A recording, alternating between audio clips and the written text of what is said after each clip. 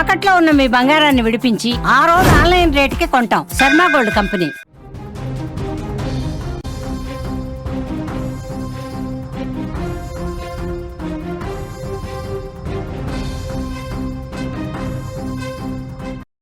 గోదావరి శాంతిస్తోంది. భద్రాచలంలో గోదావరి నీటి మట్టం కూడా తగ్గినట్లుగా మనకి తెలుస్తోంది. ప్రమాద హెచ్చరికలు ఉపసంహరణ చేసుకున్నారు, ఊపిరి పీల్చుకున్నారు లోతట్టు ప్రాంత వాసులందరూ కూడా. 41 అడుగుల వద్ద గోదావరి ప్రవహిస్తోంది.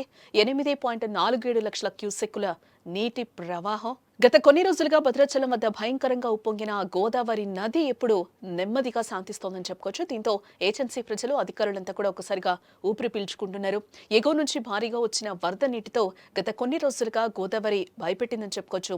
వరద ప్రభావంతో భద్రాచలం చుట్టుపక్కల ప్రాంతాల్లో కూడా రాకపోకలు నిలిచిపోయాయి. గత 2 రోజులుగా పెరుగుతూ తగ్గుతూ వచ్చిన గోదావరి నది ప్రవాహం అటు ప్రజలను, ఇటు అధికారులను కూడా కంగారు పెట్టించింది.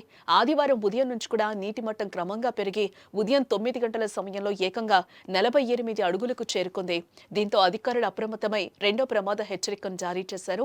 అయితే ఆ తర్వాత 4 గంటల పాటు గోదావరి నీటి మట్టం అదే స్థాయిలో నిలకడగా ఉందని కూడా ఇక్కడ మనం చెప్పుకోవచ్చు.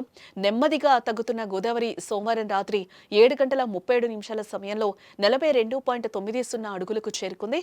దీంతో అధికారులు మొదటి ప్రమాద హెచ్చరికను కూడా ఉపసంహరించుకున్నట్లుగా తెలుస్తోంది. ఈ నిర్ణయంతో 3 రోజులుగా నిలిచిపోయిన భద్రాచలం, చర్ల మధ్య రాకపోకలు మళ్లీ ప్రారంభమయ్యాయని చెప్పుకోవచ్చు. అలాగే ఏజెన్సీలోని పలు గ్రామాలకు వెళ్లే మార్గాల్లో కూడా ట్రాఫిక్ పునరుద్ధరణ జరిగింది. ప్రస్తుతం గోదావరి నది 41 అడుగుల వద్ద ప్రవహిస్తున్నట్లు కూడా అధికారులు చెప్తున్నారు. ప్రస్తుతం వరద ప్రవాహం 8,47,533 క్యూసెక్కులుగా ఉంది. పరిస్థితి అదుపులో ఉండడంతో అధికారులు కూడా ఊపిరి పీల్చుకుంటున్నారు. ప్రస్తుతం ఎగువన వర్షాలు తగ్గుముఖం పట్టడంతో గోదావరి వరద ప్రవాహం కూడా తగ్గుతోందని అధికారులు చెప్తున్నారు. ఇక ఇదిలా ఉంటే గత వారం రోజులుగా వరద ముప్పుతో ఇబ్బందులు పడిన ఏజెన్సీ ప్రజలు ఇప్పుడు సాధారణ స్థితికి చేరుకుంటున్నారు.